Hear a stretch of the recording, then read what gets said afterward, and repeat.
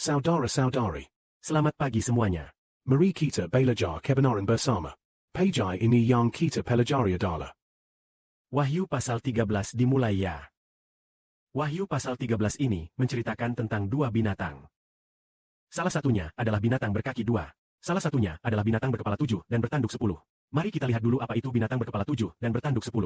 Berbicara tentang binatang berkepala 7 dan bertanduk 10. Seperti yang dilihat oleh Nabi Daniel zaman dahulu. Ada 3 ekor binatang yang muncul dari laut. Maka binatang berkepala 7 dan bertanduk 10 itu dengan 3 binatang sebelumnya dari 7 kepala itu, ada 3 kepala yang berasal dari zaman Nabi Daniel itu. Mari kita bahas dan baca ya. Lalu aku melihat seekor binatang keluar dari dalam laut. Ia mempunyai 7 kepala dan 10 tanduk. Pada 10 tanduk itu ada 10 mahkota, dan di atas 7 kepalanya ada nama hujat terhadap Allah. Aku melihat binatang itu. Rupanya seperti macan tutul. Kakinya seperti kaki beruang. Mulutnya seperti mulut singa. Naga besar itu memberikan kekuatannya dan tahtanya. Semuanya diserahkan kepada binatang itu. Maksudnya ada seekor binatang. Binatang ini diberi kuasa oleh naga besar, dan kita mengerti bahwa naga besar itu adalah melambangkan iblis setan. Adalah simbol iblis setan, yaitu malaikat yang jatuh. Binatang berkepala 7 dan bertanduk 10 itu pasti bukan hewan tertentu. Binatang di antara 7 kepala dan 10 tanduk ini. Bentuknya seperti macan tutul. Kakinya seperti beruang, mulutnya seperti mulut singa. Saat saudara-saudari membaca kitab Nabi Daniel, melihat ada binatang yang muncul dari laut. Ada 4 ekor binatang. Saat itu binatang pertama seperti singa. Yang kedua seperti beruang. Yang ketiga seperti macan tutul.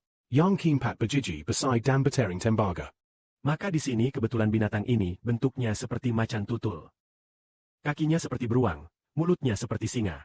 Kami dulu pernah menjelaskan kepada saudara-saudari. Singa melambangkan Babel, beruang melambangkan Persia. Macan tutul melambangkan Yunani. Maka sepertinya binatang ini memiliki Babel, berkaitan dengan Persia dan Yunani. Tentu saja masih ada 4 kerajaan lainnya. Nah di sini mari kita lanjutkan. Aku melihat salah satu dari 7 kepala binatang itu. Sepertinya ada 1 kepala yang mengalami luka mematikan. Tapi luka mematikannya itu sembuh. Karena ia telah sembuh. Maka seluruh dunia pun takjub. Lalu mengikuti binatang itu. Mereka menyembah naga besar. Karena naga besar memberikan kekuasaan kepada binatang itu. Mereka juga menyembah binatang itu sambil berkata, siapakah yang dapat menandingi binatang ini? Siapakah yang dapat berperang melawannya? Naga itu memberikan mulut yang dapat mengucapkan kata-kata sombong dan hujatan. Juga memberikan kekuasaan kepada binatang itu. Sehingga ia boleh bertindak sesuka hati selama 42 bulan. Maka binatang itu membuka mulutnya untuk menghujat Allah. Menghujat nama Allah. Kima Allah. Dan menghujat mereka yang diam di surga. Tentu ini sudah dibahas kemarin ya. Tapi belum menjelaskan tentang binatang berkepala 7 dan bertanduk 10. Maka binatang di sini mengacu pada 7 kepala dari binatang itu. 7 kepala di sini maksudnya adalah sejak penciptaan dunia sampai akhir dunia ini. 7 negara yang dikendalikan oleh Satan. 7 negara ini adalah negara yang menganiaya umat Allah. 7 negara yang membuka mulut menghujat dan mengetuk Allah kita. Lalu siapa saja 7 negara ini? Seperti yang dikatakan di sini. Saudara Sibo di sini menjelaskan ada Mesir, Asyur, Babel, Media Persia, Yunani, Roma, dan Rusia. Saudara-saudari mungkin ingat saat di Mesir. Bukankah Fir'aun membuang umat Allah ke sungai Nil? Bayi laki-laki yang baru lahir. Kemudian bukankah Fir'aun pernah memaki Allah dengan berkata, Siapakah Yehova? Aku tidak mengenalnya.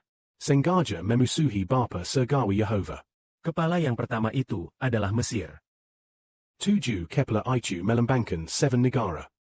Tetapi 7 negara ini tidak mungkul pada zaman yang sama. Karena di bagian belakang kitab Wahyu, malaikat menjelaskan tentang binatang berkepala 7 dan bertanduk 10. Katanya 5 kepala yang pertama sudah tidak ada. Kepala ke-6 masih ada. Kepala ke-6 menunjuk kepada Romawi pada zaman Rasul Yohanes. Kepala ke-7 belum datang. Kepala ke-7 itu dikatakan adalah Rusia. Pada waktu itu Rusia bahkan belum berdiri sebagai negara. Karena itu di sini seperti yang saudara Sibo barusan katakan.